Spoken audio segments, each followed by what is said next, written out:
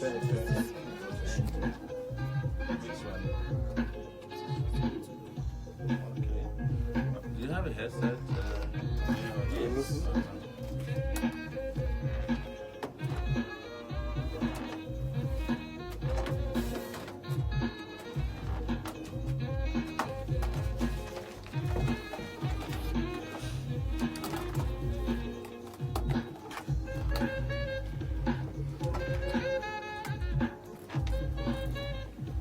Ready when you're ready.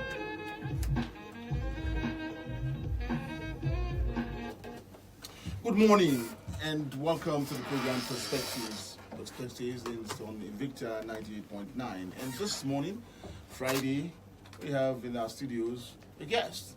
And a guest, I guess, by saying just a guest, you all out there will be just wondering who my guest is this morning.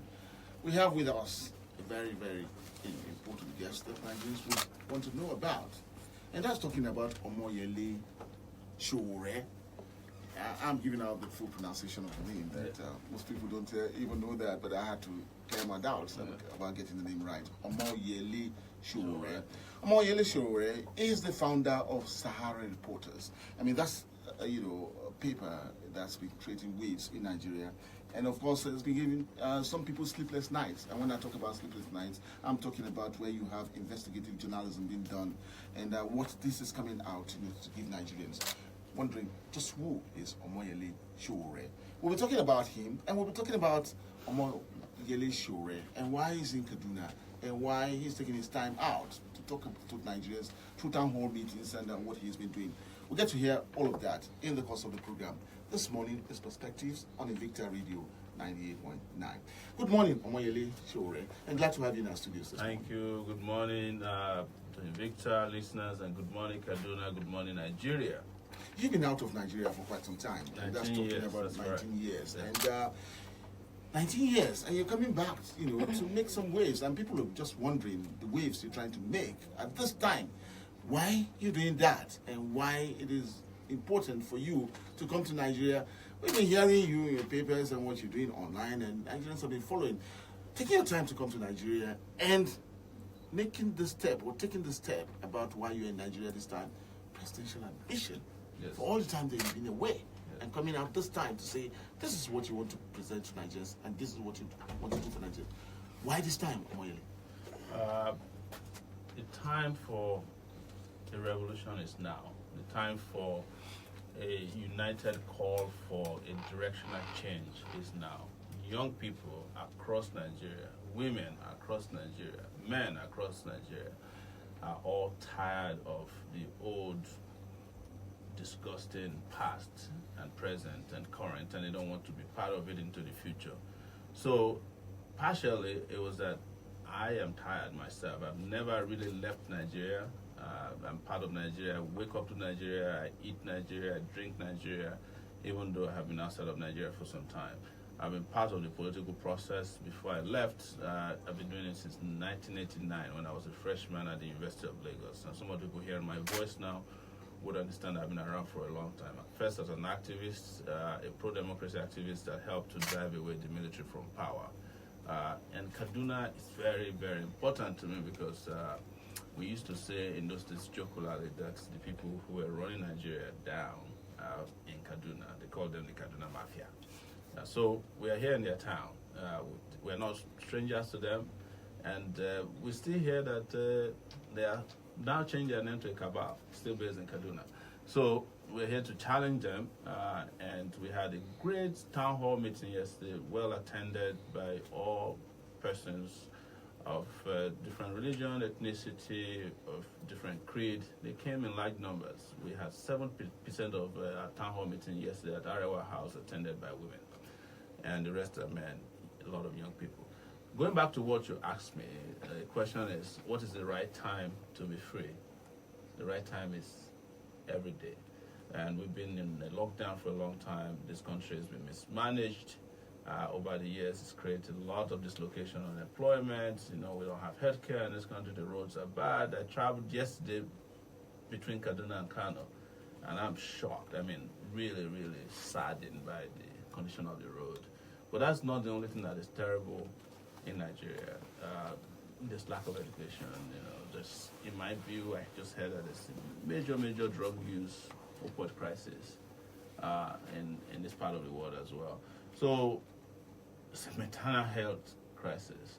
I'm not only the only one who has come from abroad to complain about Nigeria. As complacent as Bill Gates is, he had to cry out because he's investing $1.6 billion in Nigeria every year, and he's just gotten to the point where he got tired and he had to say, look, you guys have to get your leadership right. Our problem is leadership. Everywhere you go, we don't have the kind of leaders who have the right perspective, the right vision and the mission to drive Nigeria to prosperity, to make it one of the greatest countries in the world. Whereas countries like Ghana, even Togo and Benin are doing well, we are retrogressing every day. The fact is simple. If we don't take our destinies into our hand, we'll continue to suffer, we'll continue to be in pain, and the people who are leading us don't care about us, right? I'm on a radio station, and I can recommend to you, maybe I should even make the request that we should listen to Pink. What about us? It will tell you the story of how we have been sold down the river by our leaders. They've done nothing for us, and it is time for us to do something for ourselves, what we call, self-enlightened, this is a self-enlightened decision now to take the country back and use it for the good of the people, especially young people whose future is at stake. We have 75% of our population that are young. Yesterday, the National Bureau of Statistics released that Nigerians are now 198 million people. Out of that, about 80% of young people are not employed. It is the same old ragged people who are supposed to have retired that are getting employed and taking care of themselves and their cronies and their family. And they are not based in Kaduna alone, by the way. They are also based in Lagos, they are based in Port Harcourt, they are based everywhere. So it is time for us to have a revolutionary wake-up and pursue our objectives very aggressively to take back power and use it for the good of the people of Nigeria. That is why I came to Kaduna to talk to the people of Kaduna, and we were well received yesterday, very well received. Contrary to the belief that's been sold out there that the northern part of Nigeria is some solid, complacent people who love to suffer, and that they will never vote for somebody else except the guy who doesn't do anything for them. People here are tired. In fact, we saw more angry, tired, hungry people in Kano telling us, young people saying, look, you have to come back in. What is also very instructive is that nobody has ever talked to me about ethnicity since I came. So that's what... Nobody has talked about religion. They received me as if, I haven't been to Kano since I was a student activist. And when I came there, I was at home. I saw the emir at the palace, and everybody was happy. Everybody was happy to see us. They were happy to see a young Nigerian detribalized who is willing and speaking to their dreams and aspirations. And you just can't have it better than that. It means that the country is ripe and ready for a directional change. And I am willing to take that lead alongside other young people and deliver this country to prosperity, to progress, so that Nigeria can be a country that we can be proud of. One thing I never did since I left this country 19 years ago was to change my nationality. You know how disgraceful it is to travel around the world with a Nigerian passport. Sometimes they would delay me for 2 hours. And when I go back home, people would just tell me, why don't you just go and get a US passport? It's a document.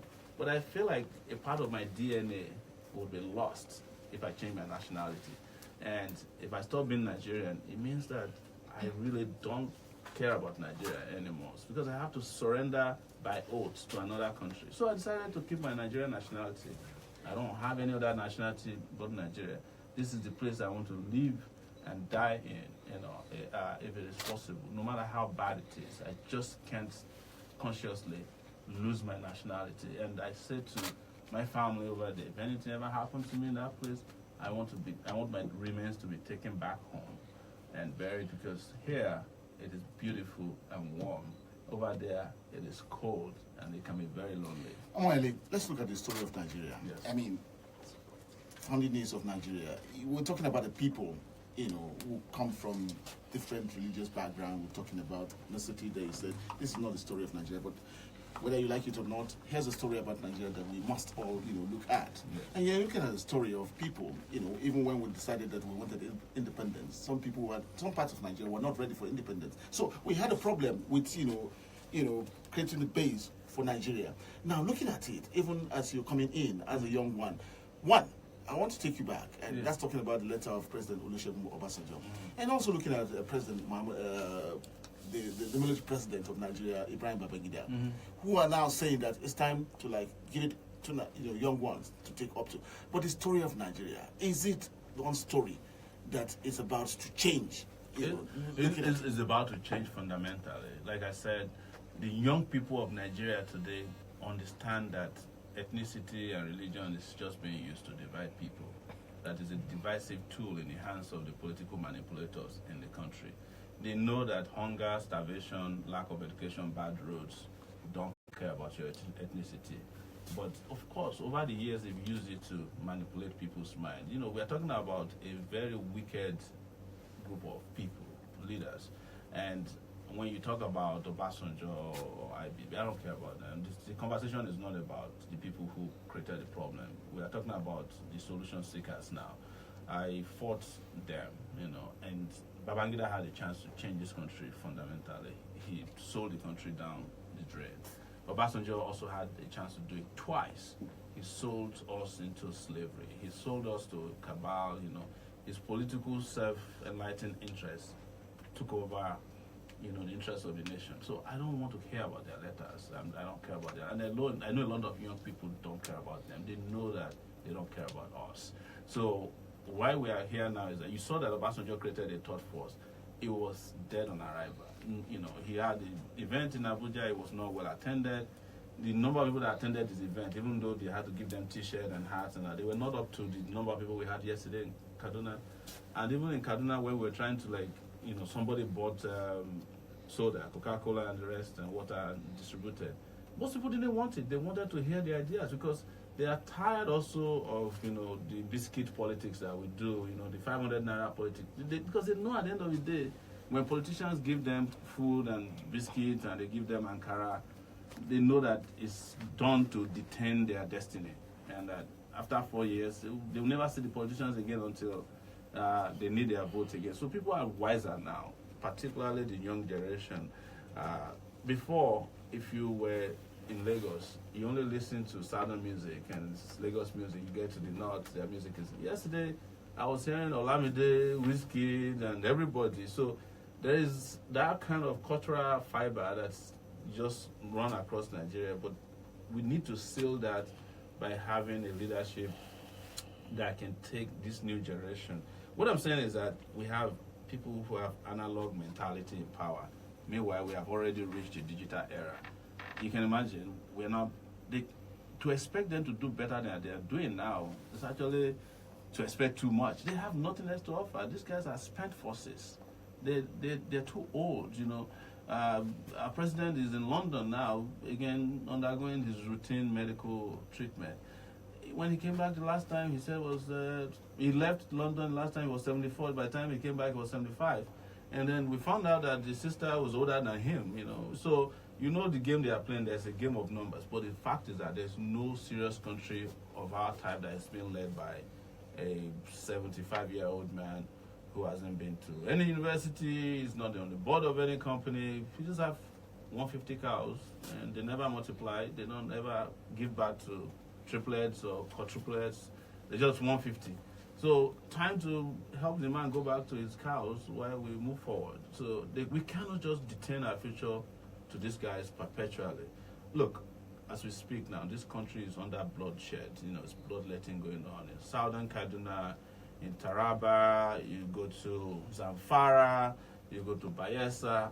People are getting killed up and down. We have a security crisis in the country, and the reason is that we could have stopped it. We have Boko Haram in the north, in Borno State. But the problem is that the armed forces are not being commanded by a competent commander-in-chief.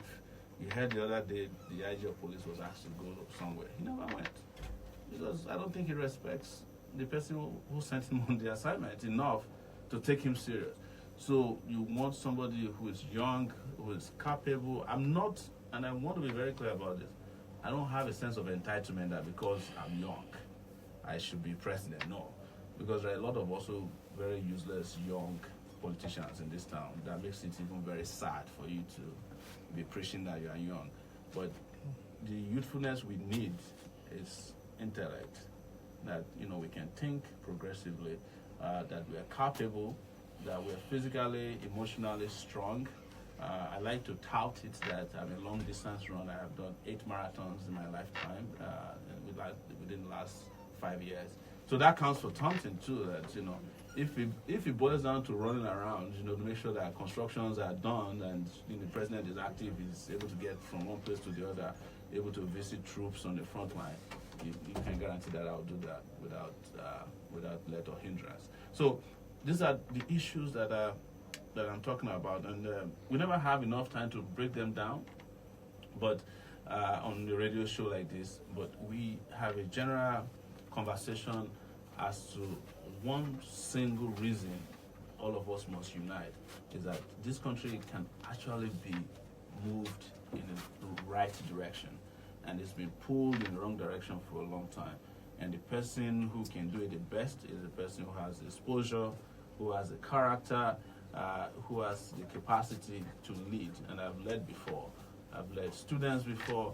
I have created a world-class organization known as Sahara Reporters, that you mentioned, out of New York, and it competed very well over 12 years with every other international media you can imagine. Just as we're breaking news, we're breaking some of the biggest stories. Some of them have to rely on us to break stories that are even happening within their jurisdiction, like we did with the Abdul Muttalab story in the U.S. So these are the kind of things that people must understand. Whether you are in Bayelsa, or you are in Kaduna, or Borno, or you are in Lagos, that there's only one country that we have to work on and to salvage, and that is Nigeria at this point. And I don't have any illusion, and I want to say this very clearly, that the country is not divided in some ways, but the division was created by poverty and mismanagement of our resources and our political space. A lot of people in Nigeria have mentally seceded from Nigeria, because Nigeria is not protecting them. We want to bring them back, that the state of Nigeria is for them. It can protect them, they can feel included in our nation, and they can also have prosperity from our resources. Right now, only a few people are benefiting from what all of us should be benefiting from. You know what senators are receiving on a monthly basis. They've increased their emoluments by almost 5,000% since 1999. Workers' salaries have not been increased more than once. So it's just a lot more that we need. But again, very important that as we are saying this, we urge our people to obtain the weapon of empowerment, which is the PVC. You must get your PVC. It's inside that, like a colleague of mine said in Abuja, where we had a town hall meeting, that your PVC now is going to contain the bridge that you wanted to construct, the schools that you want your children to go to, the hospitals that you want to receive health care from, and the roads upon which you want to drive your car. Can you imagine that this is the only country in the world that people have nice cars, government officials, and they forgot the road upon which to drive them? Stupid people, and I don't want to be insulting anybody on radio, but sometimes I get very worked up emotionally, so you have to forgive me. Omoyele, are you worried that at this time that some Nigerians will begin to suspect you, having stayed so long there, and having Sahara Reporters funded by agencies of the United States, and coming at this time that you are probably, again, some Nigerians may suspect that coming on the platform of some Nigerians who would want, this story that you're giving out to be their own story. Are you worried about that? No, not at all. I think a lot of Nigerians, enough Nigerians trust me enough to be very impartial. They know that there's a word I use all the time, that I'm an equal opportunity offender. I can step on anybody's toes, whether they're Hausa, Yoruba, Igbo, or I don't have any tribal gene in my body. When I went to Kano yesterday, I made a statement about the Emir of Kano when he was CBN governor. When they were trying to disgrace him out of office, I took upon the duty to ensure that the story he was telling was amplified, which was the story of the corruption that was happening under the former regime. And that was how we found out for the first time that they were stealing so much money, that Desiani and some other guys had made away with over $3 billion underneath the nose of the president. There were more of that was stolen, but he was telling the story. Nobody stood by him, and he wasn't from my part of the country. If I wanted to play the ethnic game, I would have stood with Jonathan, who's actually an Ijaw person. There's a part of me that is Ijaw as well. Ijaw Apoy from Ondo State. Although I hate to use, to disclose my ethnic affiliation because I don't feel like an ethnic person.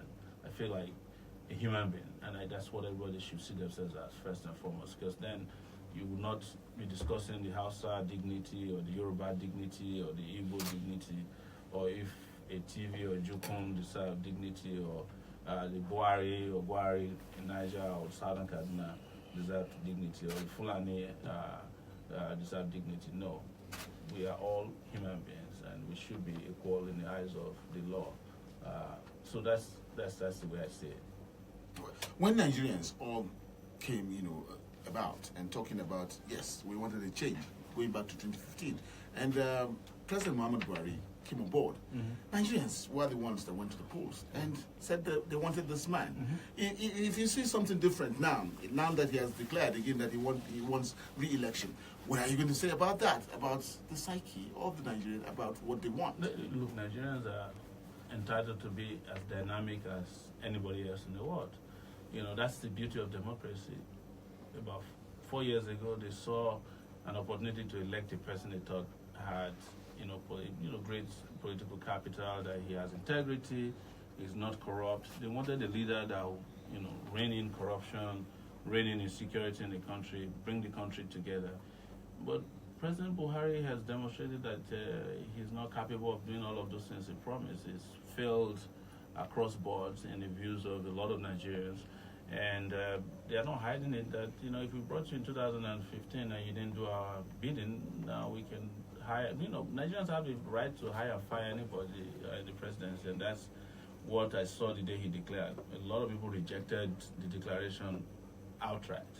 It was massive and immediate pushback against his people. And you could see that they were shocked that people didn't accept him. They claimed that there was jubilation in Kano. When I was in Kano yesterday, I don't see anybody jubilating about the second time. I don't see anybody even campaigning. I didn't see not many posters. Of course, there were posters posted by government officials with government funds. But I didn't see that in Kano or Kaduna that have been in the last 3 days. Everybody's excited about his return to power. But when President Buhari came to power, he came in on a pan-Nigerian mandate. Isn't it a shame that now the only place where anybody wants him to come back is just one state out of 36? That should be something to ponder over by Buhari and his team members. Because, he was supposed to lead a national government, but he turned into a provincial family affair. A very nepotistic, tribalistic government was what he created, of only his brothers and sisters and in-laws, and only people from his own inner circle. That made a lot of Nigerians to be very disappointed in him. And the so-called integrity that he brought to bear on us was not realized as well. He never declared his assets truthfully as he had promised. He promised to sell the fleet of the presidential jets. He never sold anyone. He just merely gave out a helicopter to the Air Force, and the thing crashed the second day, which meant that the helicopter was even not in good shape in the first place. Maybe he sold one plane. I don't know. There's just a lot of question about his integrity. And as you know, members of his inner circle, inner cabinet or kitchen cabinet are stealing. His wife even had to cry out about the integrity of the president in a way that made a lot of people to cringe. The woman came out and said, there's no syringe in Aso Rock, and we're spending 3 billion naira on Aso Rock Clinic every year. So I'm not the only one who's feeling that way. Bill Gates feels that way. Ms. Buhari feels that way. the entire Nigerian nation has almost unanimously rejected his call to return to power.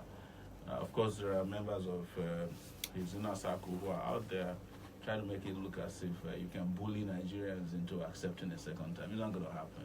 I've been around the business of media for a long time, long enough to say and tell when someone is about to lose the election. Again, this is where I put my point this time, that again, talking about what happens and the reality of Nigeria. Now, if Buhari comes and gets a second term, would you be surprised or shocked about it, knowing, what place? I'm not going to put myself in a position to be surprised or shocked. That's the reason why I'm running, and I'm going to defeat him. What are you giving to Nigerians?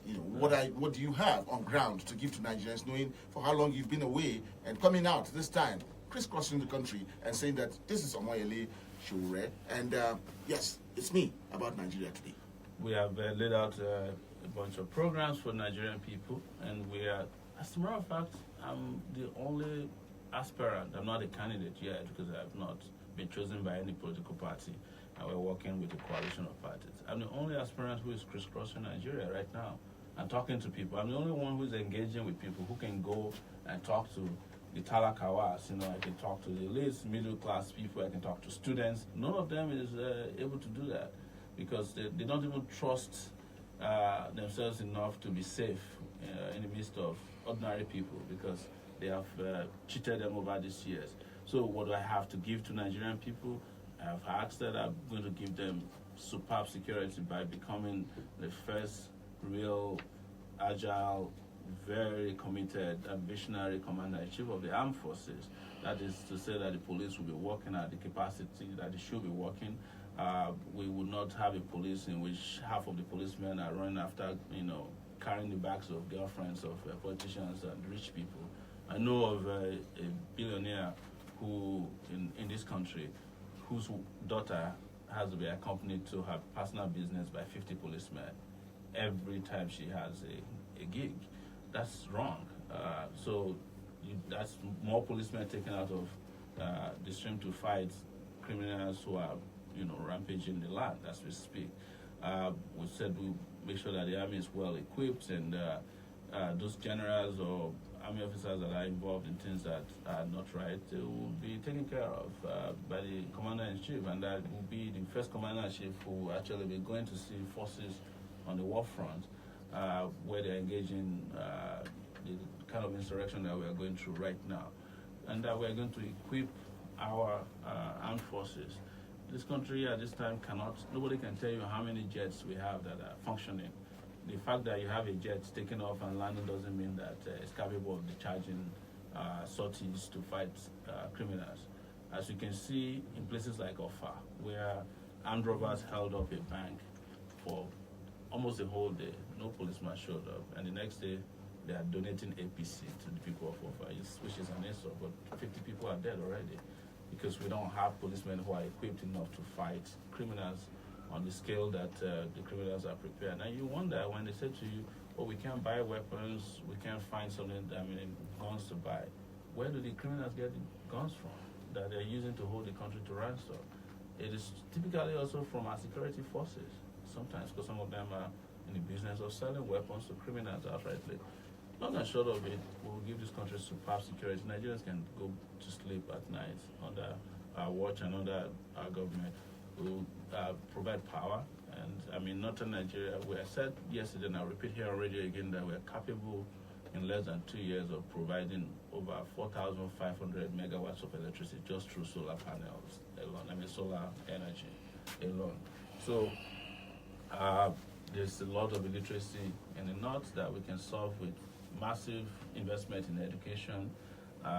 Economic growth will come from employment in the direction of the kind of construction that we'll be doing. I've said it and I'll repeat it here again, that I will turn Nigeria into a massive construction site where we're just building power lines, we are building roads, educational institutions, we are building bridges, we are building rail lines, we are building houses, because we need over 20 million units of housing in this country to be able to be sufficient as a country of with 198 million people. And no, don't let anybody tell you that it's not possible. They tell you it's impossible. I remember when we started that we would give an average worker, federal worker, 100,000 as minimum wage, which is the acceptable living wage, right? People said it will cost inflation, but you ask them, when they steal money in Abuja, when someone takes 3 billion, why didn't it cost inflation? It's the same, money in circulation. Why is it that the very unconscionable allowances we are paying to senators and House of Rep members don't cost inflation? Do you know that in this country, a senator takes home at the end of the year the same salary of a civil servant earning 300,000 for 35 years? Does that make sense to you? That one senator of the Federal Republic of Nigeria paid 13.5 million naira. At the end of the year, if you calculate that amount, it's equal to the salary of a civil servant that is receiving 300,000 a month for 35 years. Is that fair? How come that is not costing inflation? So we have the resources, and people ask me, you want to make investment in all this, you want to spend. Every country in the world that has ever progressed, they make investment, especially in their youth. They make investment in infrastructure, in security, in power. They fight corruption without looking back. Corruption, the fight against corruption in this country has become a joke. The APC will release their list of corrupt people, the PDP will release their own. Same people, right? Because they know that nobody is fighting corruption. It's a joke. That's why everybody can just release their list.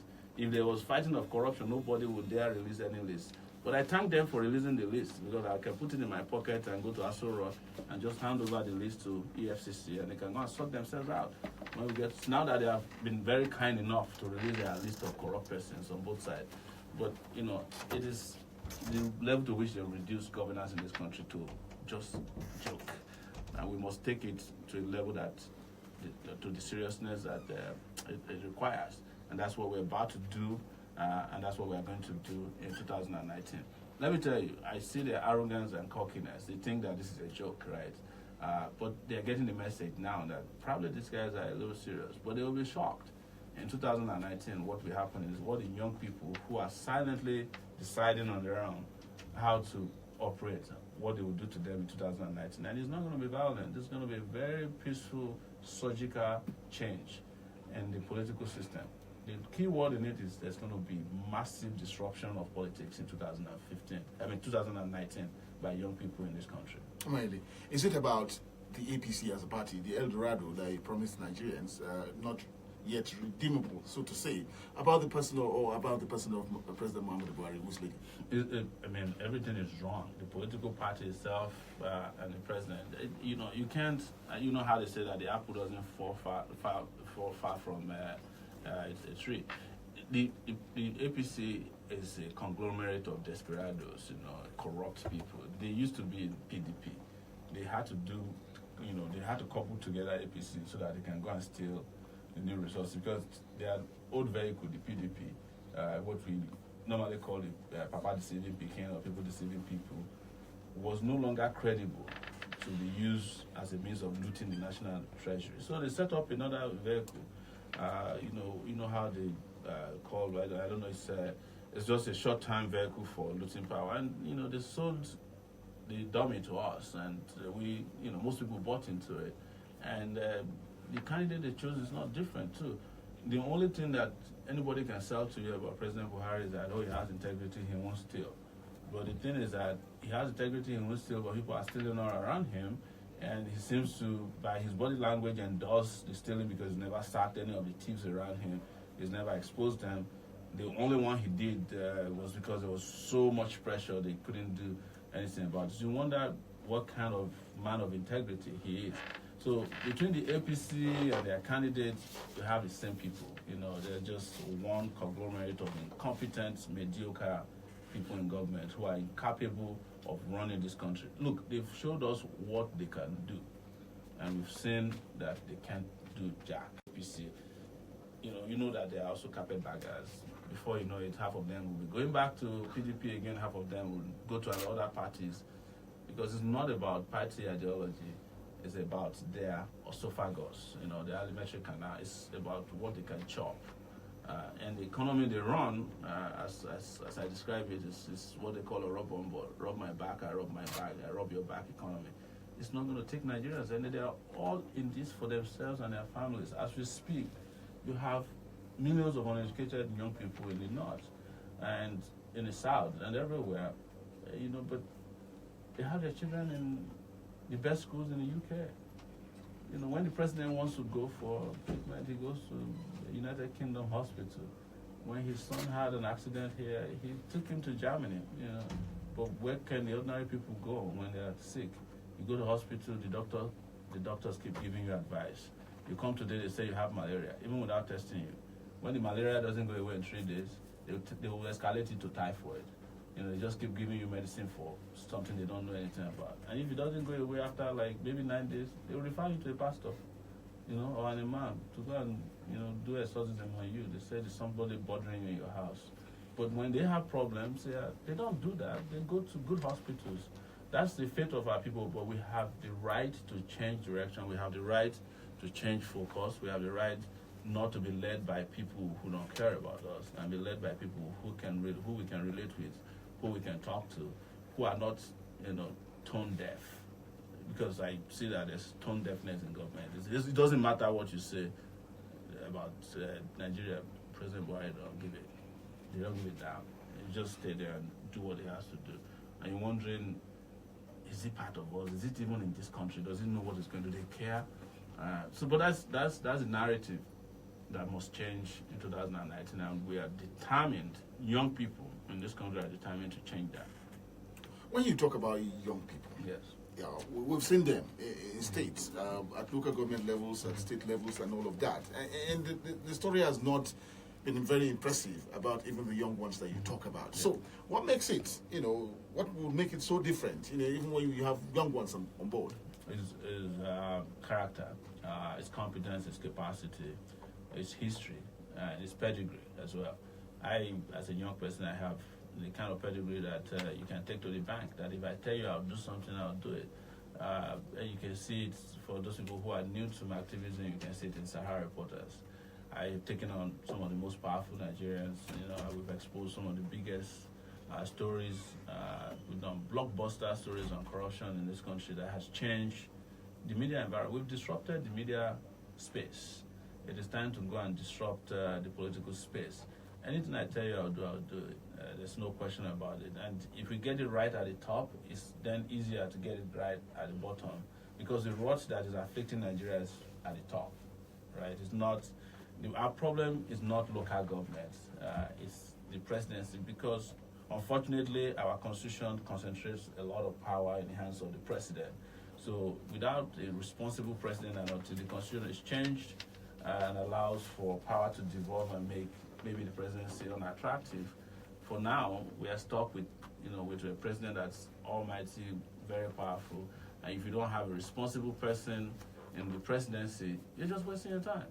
If you don't have a person with capacity, a person of character, a person that is strong and capable of taking on the challenges of governance, you're not going to have the desired changes that we deserve in the country. Mind you, I refuse to use the word change. It's so been bastardized that I'm afraid to really use it on air. The program is Perspectives, and it's coming to you on Invicta 98.9. And this morning, we're having Omoyele Soworeon, founder of Sahara Reporters, with us in the studios, and of course, presenting himself to Nigerians that, look, I am the one, that will just take the lead in what, will give Nigerians what they so desire in terms of governance and all of that. Investigative journalism, that's what we know about Sahara Reporters. And that has, you've been on different waters, turbulent waters, as Nigerians would say it. Yeah. At this time that you're also presenting yourself to Nigerians, are you ready, for, the waters that can be so stormy and turbulent for you? I mean, this time again. Listen, I've not done anything different. I've lived my life in the open, starting from when I was in the university. And I've always been in turbulent waters. For some reason, I don't know why, maybe it's just destiny, that I'm destined to just be a fighter and struggle for everything. So there's nothing that I do that is not transparent, that you can't, I don't, for example, I don't have any houses anyway. If you ask me to declare my assets today, I only have one house in my village where I grew up, because my father has 3 wives and had 16 of us. I had 20 of us at the point where 16 still alive. And we needed more housing, so more room space. So I built a house and I spent, it was 25 years to almost complete it. That's the only thing I have, I don't have a brand new car anywhere, both in the US or Nigeria. I have maybe a few Tokumbo cars that I brought in. My bank account has been frozen for the last 1 year by the law court judgment that the Senate president fraudulently obtained from his real estate in Kwara. So I don't have any assets that is not open to public knowledge. Even this race that I entered, I had to do crowdfunding, public funding. I'm publicly seeking funding on GoFundMe, where people are donating to the campaign based upon their convictions. And I made it clear that the fact that you're donating to me doesn't mean that you influence what I do. It's just that you believe that I have the characteristics needed to take this country to a new, different altitude. So that's who I am, and it's not impossible that they will cook up stories. They always do that against me, but it's not going to hold water, because I operate with facts, and they will never be able to present you with facts in any of the lies that they've told. And I know that the stronger we become, more attacks will come. But the focus will not be about those frivolous things. It will be about how to deliver on our promises to the Nigerian people. And I know people have become very cynical because politicians have been known to deceive them over the years, and they can't really trust anybody. But I want them to know that I'm not a politician. If you call me a revolutionary person, you'll be right. But so I will be a political revolutionary personality, but not the kind of TV politician that they're used to. No, I'm not. I don't belong in that genre. I don't belong in that class. So it's important that people know that. You can take my words to the bank, because the only thing I have as a currency in this race is my integrity. And I'm not talking about all those package integrity, but real integrity that you can verifiable integrity. Getting Nigerians behind you and for the cause that you're presenting to them, it will be about Nigerians going to the polls. Yeah. And we do know what is happening today, that Nigerians are complaining. Even the PVCs, we don't have them going around. Yeah. There's suspicion about even INEC and its performance. Yeah. So, presenting all of these, where are we going to get the real facts? That's why we are starting very early, to ensure that even INEC's feet is put to fire, and ensuring that people get their permanent voters cards to vote in the election, and there's no manipulation of the process. Because what I know about Nigerian elections is that they are rigged before, during, and usually after the election. But what we did in 2015 is that we were able to take the night out of the election. So for the first time as a known mainstream media platform, we started reporting the election results. 10 states were reported by us before nightfall on the day of the election. And that was why when INEC decided to finally release the results officially, you saw the meltdown by the Minister of Niger Delta, Olubebe. He just couldn't believe it. And he kept saying, where did these guys get these results from? Because if it had happened overnight, they would have rigged the election. But this one would be difficult to mess with,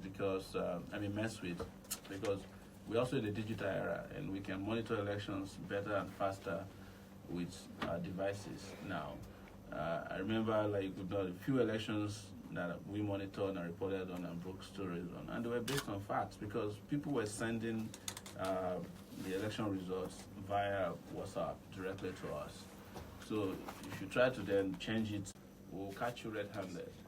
The facts are there. You can't mess with them. And when you have young people interested in a candidate, it even makes it way more difficult to rig them out of elections. Because, hey, when politicians want to rig elections in this country, they recruit the youth to do it.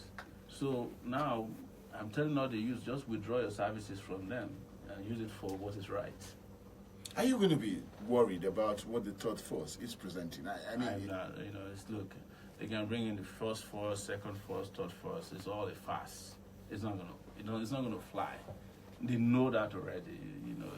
There's no question about it. They already know it, and they're getting the vibes that something is happening that's never happened before. Like I said, the only people that will lose in this upcoming election are people who are sitting on the fence.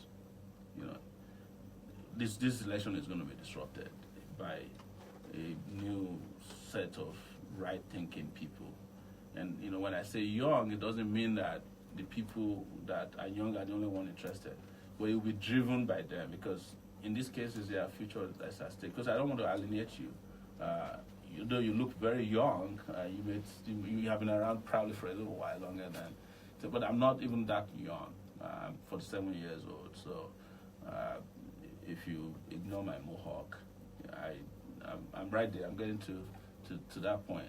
So it's very important that we state that when we say young, we're talking about people who have not been part of the political process, either by their own design or out of ignorance, or just because they didn't think that politics was cool. Yes. Okay. We're going to open our lines now and get the audience talk to us. Once again, it's Invicta 98.9, and we're having our studios this morning, Omoyele Soworeon, founder, Sahara Reporters. And we all know that what Sahara Reporters is doing, changing the face of the media in Nigeria and abroad. So, numbers to call, studio numbers still the same, 081 40,000 989, 081 40,000 989, or 070 87 800 989. 070-87-800-989. These are numbers to call to be part of the program this morning. Perspectives reaching you on Invicta 98.9. Hello, good morning. Hello, good morning, Mr. Alavi. Good morning. Sorry to again. Yes. Your name and where you're calling from? Comrade Gimba on the line. Okay, Comrade Gimba. Yes. Actually, it's a welcome development. I heard you have been very respected and top speakers this month. But my wonder is actually what he's saying about his vision for Nigeria is nothing different from the so-called leaders we have. I expect him as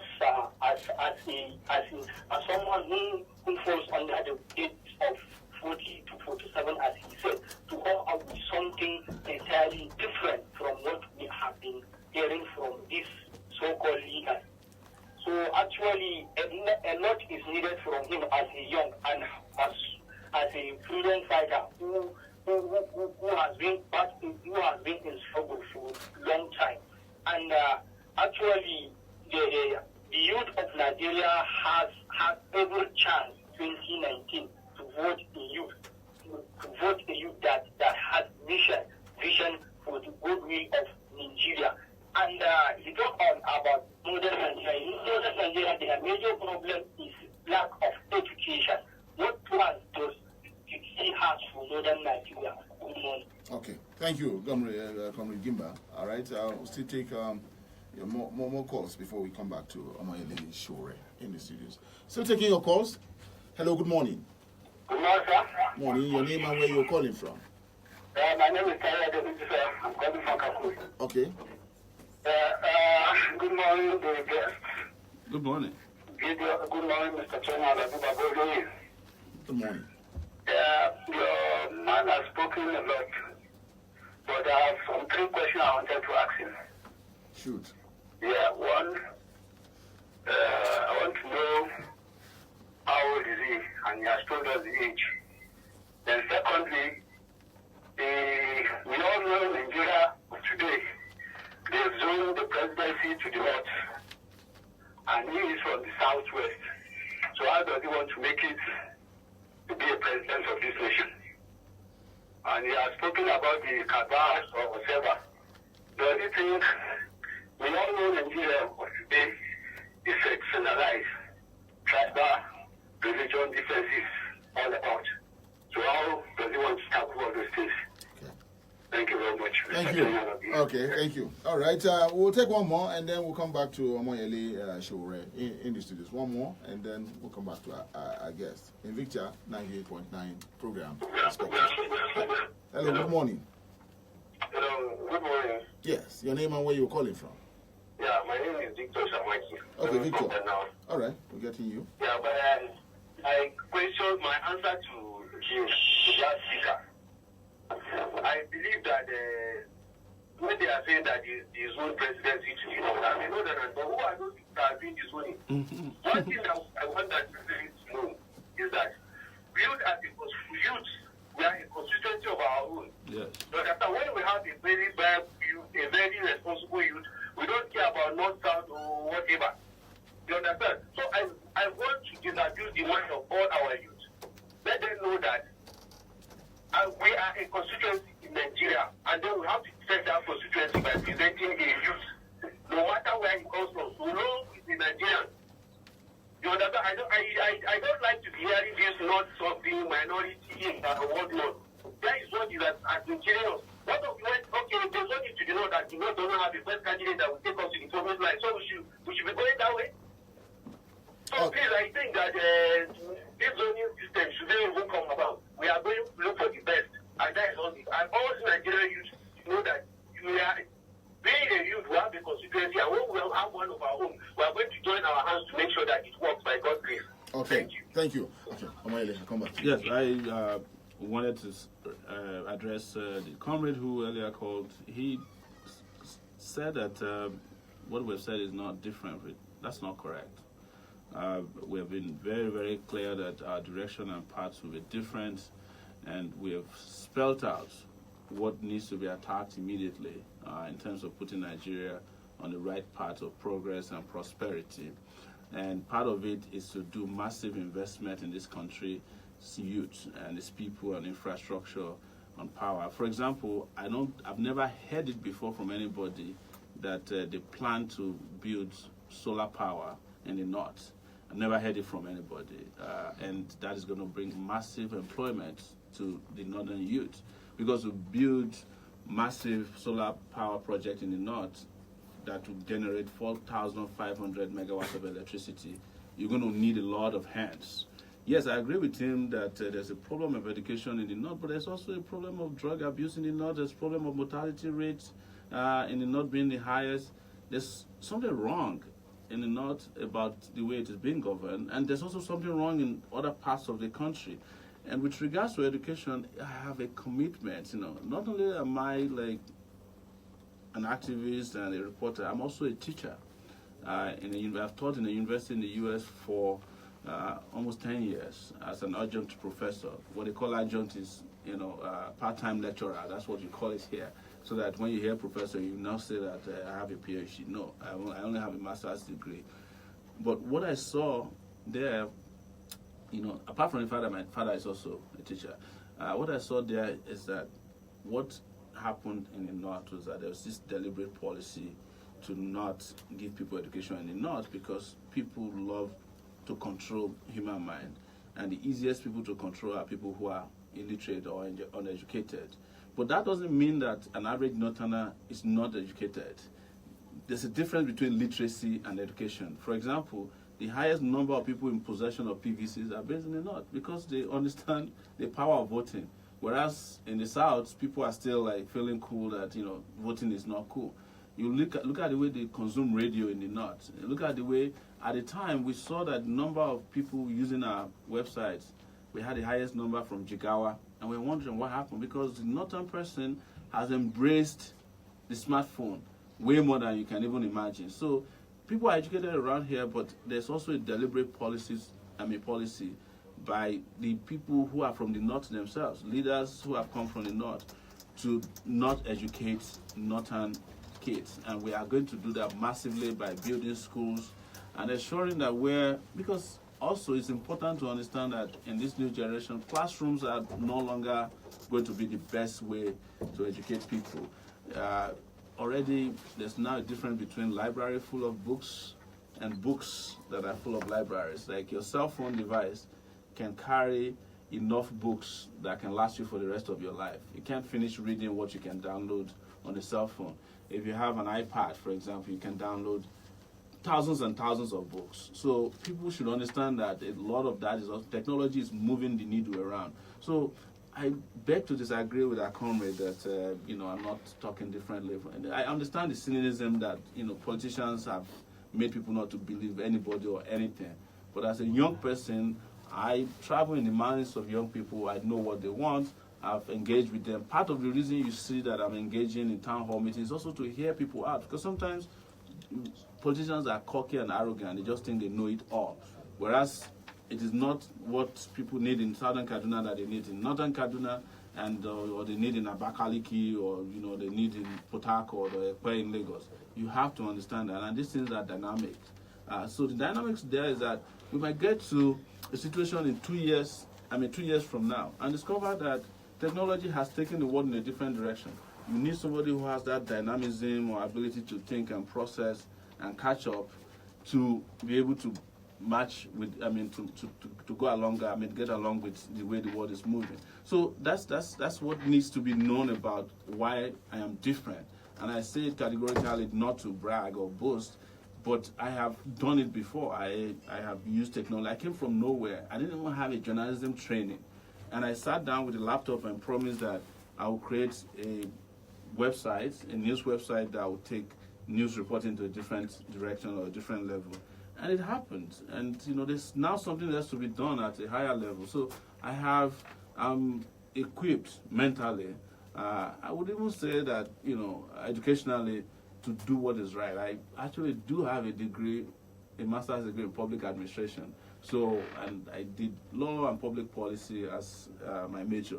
So I understand the dynamics of how governance works. I've met with a lot of people who are doing great things in the world. I know what to do, but I said here when I started that we won't have time on a radio show to lay out an agenda that is going to take Nigeria to the next level for the next 4 years. So that's very important to explain to that caller. Regarding the zoning and religion, it's nonsense. There's a fourth zone now, and that's zone 7. These are people who are frustrated, who have been left out of the Rec 6 zones. The zoning that we know of Nigeria is zoning of suffering. We've zoned power to the north in the last 3 years. The man cannot complete Kano-Kaduna road. One caller yesterday called into a radio show I was doing. He said, why are you complaining? We have Julius Berger on the place. They have been mobilized there. I said, after how many years?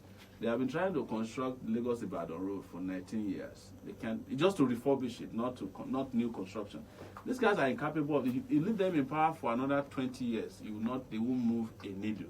They don't have the capacity to run a modern nation. And we must all accept it. And those of us that are in zone 7 should displace those that are in other 6 zones in the country. There's no zoning anywhere. They're just using zoning to deceive you and bamboozle you. The average northerner doesn't care if the president is from the north or not. As long as he can put food on his table, he can send the children to school, and they can have good hospitals.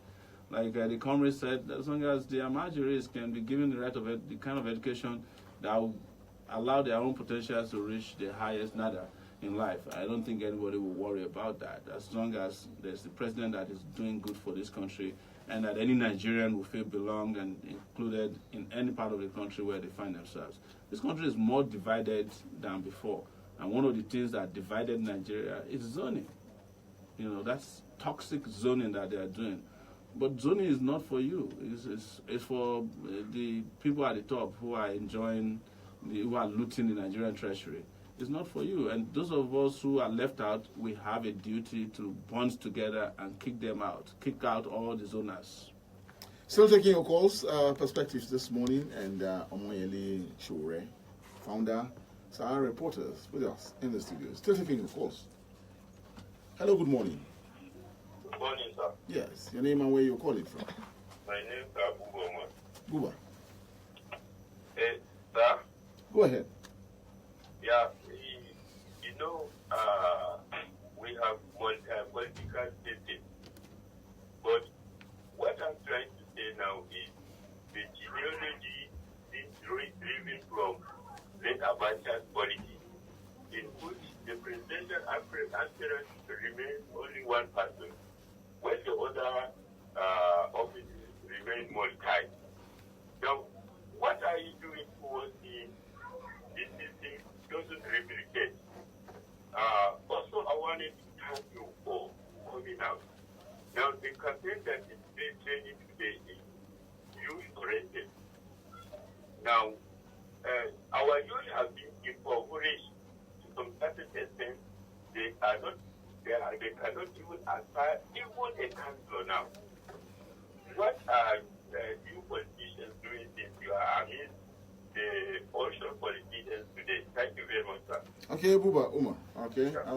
Yeah, still taking your calls. We'll take more calls. We'll come back to, I guess, in the studio. Still taking your calls. Hello, good morning.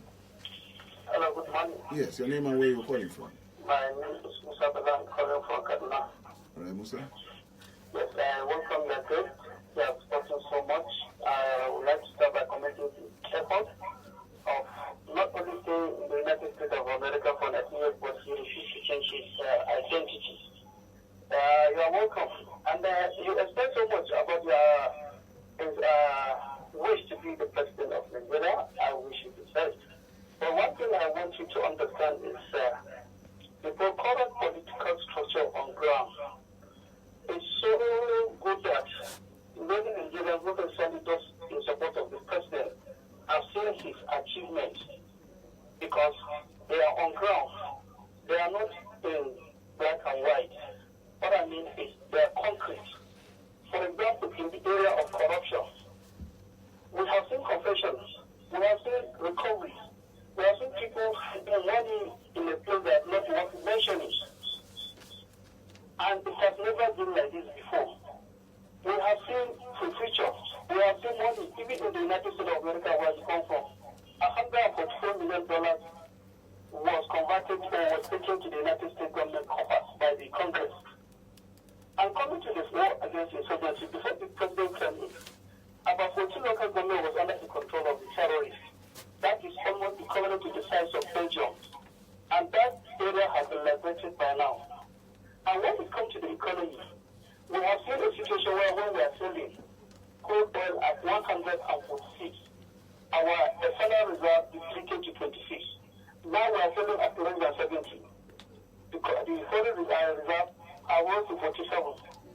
And in areas of companies, we have seen even the past president, Obasanjo, had to admit that President Buhari has succeeded where both he and Jonathan failed in terms of building of refineries and others. So I quite agree with you when you say you want to become president. And what constitutes a youth? Is there any relationship between good governance and age? Nigeria is a country that is greater than any individual or ethnic group, as I always said, and the labors of our heroes shall never be in vain. Good morning. Okay, good morning, sir. We'll take one more. We'll come back to our guest in the studio. Okay, one more call, and then we'll still come back here. Hello, good morning. Good morning. Good morning. Hello. Yes, good morning. Your name?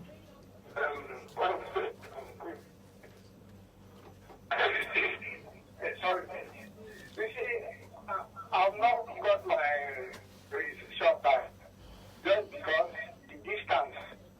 For example, they have a center at they have a center at Banawa, and then they also have at Angwai. How do you expect this from what? Okay, you're talking about registration centers, right? Yes, exactly. Yes. So I don't think it will want to work so that it will be very easier for that register. It's very far. The distance is too far. Okay. Thank you very much. Okay, thank you. Okay, we'll come back to you, Omoyele. Yes, I mean, the person that spoke the most is, I think, Musa Bala, who was talking about the achievement I claimed were black and white and concrete. he claimed that Boko Haram, the size of Belgium has been recovered from Boko Haram. It's not true. I am a reporter. Boko Haram has almost taken over half of what was liberated from them. And the liberation of those local governments in Borno State from Boko Haram actually started under President Goodluck Jonathan. So to claim that it happened by President Buhari is not true. The economy he's talking about has improved. I don't see the economy improving because except you are relying on statistics, and you know what they say about statistics is lies, more lies, and damn lies. The condition of the Nigerian people has remained comatose. How you measure economy is the strength of your currency. Naira is worse than it used to be ever in the history of this country. The international reserve, that don't mean nothing because it's just to back up importation of luxury goods for the rich. That is why sometimes the president, the last president said that he determines economic progress by the number of people flying private jets. They don't get it. They don't get it that the economies have to do with how well the ordinary people are doing. He said Obasanjo confessed that things are getting better. You know, Buhari did better than him. Look, you know, anybody that came after Obasanjo did better than Obasanjo. So I don't even want to pay attention to that. He mentioned the fact that refineries were built. Which refinery? I mean, the refineries that they met on the ground are working less capacity than they used to before. These are verifiable facts. You know, it's not enough for a political person to get on radio and just be reading out facts and figures that are not correct. And he talked about fighting corruption. The question is, which corruption are you fighting? All the people that were corrupt are all free. There's no nobody has been put in jail by any law court in this town. We're just hearing the cacophony and the razzmatazz of fighting corruption because it's known to be very selective. I'll give an example. If you join APC, you are not corrupt. If you are not in APC, then you suddenly become corrupt. Look at the guy from Lagos, Senator Musili Obanikoro, who was caught flying 5 billion naira to Ekiti to rig the election in Ekiti. When they released their list, his name was conspicuously absent from that list, even though he spent over 30 days in the Gulag with the EFCC. So when you want to talk about somebody fighting corruption, you are talking to a don. I'm a corruption fighter. You know, I fight corruption on a different level, and I do it even better than they do, and they admit it. Most of the lists that you see that are circulating, they copied it from Sahara reporters. Stella Odua, we outed her since 2013. Her name is just coming out now because it's politically convenient. So I don't know what I'm saying is that the preponderance of opinion out there is that President Buhari hasn't performed. He's failed to deliver on all the promises that he made, the loud promises they made, including making the dollar $1 to a naira. Now the dollar is 385 naira. I mean 355 naira to a naira. So all of this is just he's just made a mess of the government but I understand that they have to give some kind of propaganda on a daily basis to make people feel that the government is still has accomplished some change. But the simple things that you can point to that they should have done, they haven't done. And that's why I asked them, at the minimum, if you can at least refurbish the Kaduna road after 3 years in government. Nobody has been able to do that. They claim to have mobilized Julius Berger to the place. I drove down there to Kano yesterday, drove back. I didn't see one Julius Berger truck on the way. Maybe it's in their dream. So the truth is that the achievement they claim they have is just achievement in the propaganda realm. They just make up stories every day, but Nigerians are not fools. They can't be fooled again by achievements that are only on paper but are not anywhere else. Nobody can fool Nigerians, and that's the point we are making, that we have already left. They shouldn't waste their time. We are mentally ahead of them, and I will keep referring to the general consensus around the country by Zone 7 to wrestle power from the people in Zone 1 to 6, the politicians, the traditional politicians, the visionless, tunnel vision politicians that have wrecked this country. We cannot even accept token achievements anymore. There's a lot of tokenism here and there. And part of it is what the young man, or whomever he is reeling out on radio. It's just they're tokenistic. They think that if you lie several times, people will just accept them as truth. But people are better now. People have devices. They are living in this country. They are not living in La La Land. Okay, Omoyele, yes, Sahara reporters. People will say elitist in nature because you have to be educated, very educated to read. Omoyele Shure, presenting yourself to Nigerians. Where do we know you, and who do you have behind you in doing all of this? Presenting yourself to. They are here in the studio, all these young people, and you saw them yesterday at the town hall meeting in Kaduna. Women, 70% of them came to the town hall meeting. The biggest hall at Arewa House was filled up, and I didn't spend a dime. I didn't pay any delegates fees. I didn't even have money to buy gala. So I'm supported by ordinary people. I'm crowdfunding. I'm supported by all these young people who are very conscious politically. Look, don't let us take something for granted. Don't take for granted that Nigerians are very, very enlightened now. The people that used to be on Facebook, they're also on the ground.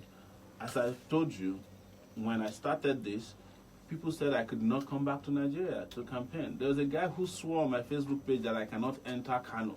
He said I cannot enter anywhere beyond Lagos. That if I come, they will make a mincemeat of me. I have been to the north. Our northern brothers and sisters are also tired. They want a different country, and they know that a different Nigeria is possible. So they're here. They're all over the place. They are in millions, and you will see them as we move around. When I arrived this country, over 2,000 young people met me at the airport. The airport was almost shut down. I couldn't address people at the airport because it was going to cause commotion there. When I went to town hall meeting in Ibadan, thousands of people came. The hall could not contain people. About 1,000 people stayed outside. When I came to Abuja, I was met at the airport by young people. They greeted me. We did a rally at the airport. You can find all this evidence out there. I came to Kaduna. Kaduna was in a lockdown because we came here. I went to Kano. The people in Kano received me. So which Nigeria are we talking about? Which zone are we talking about? Is there another Nigeria somewhere that people don't get hungry, that people are not yearning for a better life? And that is what is in this for them, that we will bring it to them and we'll bring that better life. See, the reason I can speak authoritatively is because I have exposure, I have facts, I have figures. And the political class know that I do. They know me very well. I am not new to them. And I'm not new to even our brothers here. And the issue about education, trust me, there's a way news percolate these days. If you have a Facebook page, for example, or you don't have, and your son have, they will come and show it to you at home. Daddy, this is what is happening. So there's a way people are connected and interacting and engaging with our product, with our ideas these days that's never happened before. Look, there are some candidates that they will mention to you, Gani Fayeme came, he lost. Gani came before his very time, right? And he didn't do maybe the kind of campaigning we have an opportunity to do today. Social media is a major, major factor. The 2019 election is going to be determined largely on social media. We have to live with that reality. Anybody that is telling you otherwise is lying to you. Even they themselves, the government and the other opponents that we have, they are trying very hard to catch up with us on social media because they have realized that the social media will determine their fate. Your vision for Nigeria, last line.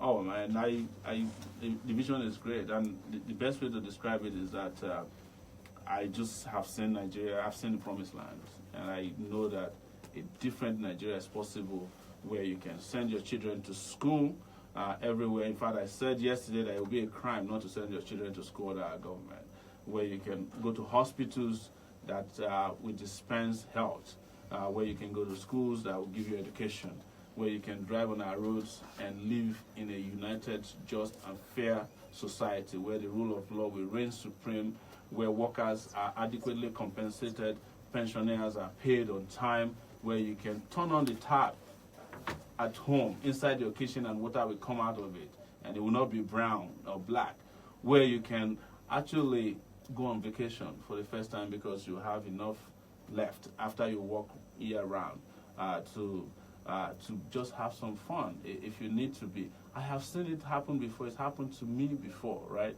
And I know that it is possible here. Reason is that apart from, I'm not even equating Nigeria with the US or Europe, you know. Let's even talk about Ghana. So we're talking about in Nigeria where you will be able to turn on the lights, electricity in your house, and the fan will work, and we have industries that are blossoming because there will be electricity. Let me tell you, Tunisia today is selling solar-powered electricity to Malta, France. Tunisia is not as big as Nigeria.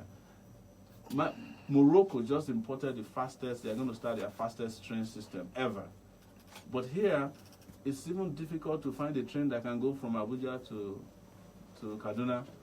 Most of the time, they don't even take off on time. You know, it's just, you know, this very lazy, crawling train. Whereas the rest of the world are already doing, you know, magnetic train lines. You know, we still have the standard gauge here, where a lot of people have moved on to the dual gauge. This is understanding. I'm giving you what can work, what is possible. And I've done my research. We have a whole team working on research, and they've come out with all the figures on how best we can take this country to the next level. What has been lacking, as you know, is not campaign promises. There are acres and acres of manifestos. If you look out there, it's the character and the will to do what is right has been absent in our leadership for 58 years. That is why this country has lived longer than most of its citizens. Imagine if you were born in 1960 and your life expectancy is 47 or 50. You would have died. That's Nigeria for you. But we don't have to be in that condition. Our situation can change, but it's up to all of us to change it dramatically and change it now. You cannot continue to have a Nigeria that's living on borrowed voices and borrowed ropes. You have to create the Nigeria you want. And I'm imploring everybody to stand up and be counted. Put your feet on the ground. Stop, you know, whining and complaining. Take the bull by the horn. Vote for Omoyele Soworeon come 2019, and by May 30th, Nigeria will be a different. May 30th, 2019. That's the second day after I'm sworn in. Nigeria will be a different place. It will be good money, really good money. Nigeria. It won't be the generic good money we do now. We're going to change Nigeria from the day we are sworn in by declaring emergency in the education sector, in the health sector, in the power sector. I mean, real emergency, that is to say we are going to work to make sure that all these areas are fixed. And we have the army to do it. The Chinese people have what they call ghost cities. The apartments that have never been occupied because they built it, right? So Nigerians, you know when you call someone a Chinese these days, you are talking about a different brand. You are looking at a machine of somebody who can perform wonders. They are building skyscrapers overnight. But we can't build an Abuja runway, just a 1 kilometer runway for 5 months. They built those things in Scotland, and you can see the video on net overnight. But we are not doing it because of the kind of analog people that are running our country. That has to be ended now, immediately. Let's join hands. If this doesn't happen, you have only yourself to blame, because now you have a chance to make a difference and to travel in a different, prosperous direction for Nigeria. So that's all I can tell you. You can find us on Facebook. You can find us on Twitter. Soworeon 2019 is our handles, and we're very active on social media a lot. Our website is going to come up on stream very soon, which will detail all of our programs, and they will be downloadable so that you can find them. We're working on an app, and if you have some money to spare, you can contribute to our campaign on GoFundMe/Soworeon 2019, and you'll be happy you did. Omoyele Soworeon, thank you for talking with us. Thank you so much for bringing me on the show. And that's about the size of it on Perspective this morning. And we've been talking with Omoyele Soworeon, a media guru, you like to put it that way, founder of Sahara Reporters, turned a politician now, and having a vision for Nigeria up to you too out there on what you want for Omoyele Sowore to achieve. We'll come back with perspectives tomorrow, on Monday, same time, same station. JUA, thank you for connecting with the people. Good morning. Thank you.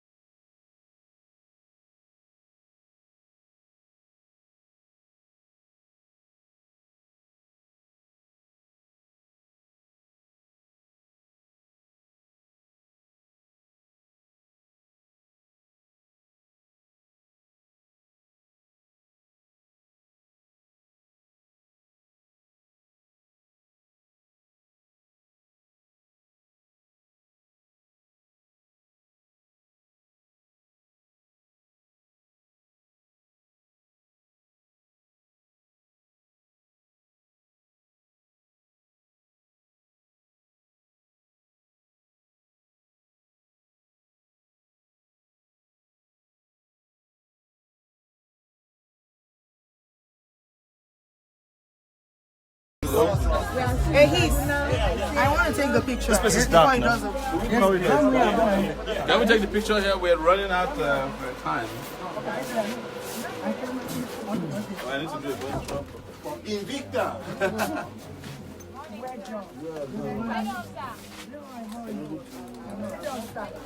Okay. Did you tell me? Are you ready? I knew you were going to call that up. Studio. Are you ready? Let me know when you're ready. Studio. Okay. Hi, I'm Omoyele Sowore, founder of CEO. Sorry, let me do it one more time. Hi, I'm Omoyele Sowore, founder and CEO of Sahara Reporters. I listen to Invicta 98.9 FM, and I urge you to do same as well. Stay victorious. Can we take that again? Okay. More energy. All right. You ready? Hi, I'm Omoyele Sowore, founder and CEO of Sahara Reporters. I listen to Invicta 98.9 FM, and I urge you to do same as well. Stay victorious. Can you have that? Jackie, you want to, I need to have you with Jackie. Okay. Can we do that outside? All right, fine. You've been on with him on phone. Yeah, he wouldn't remember. I've been on. On Liberty? Yes, I remember. You interviewed me. Hello? Sorry. Hello? Hello? Good morning. How are you, Israel? You also came with the train? Yeah. That's nice. No problem.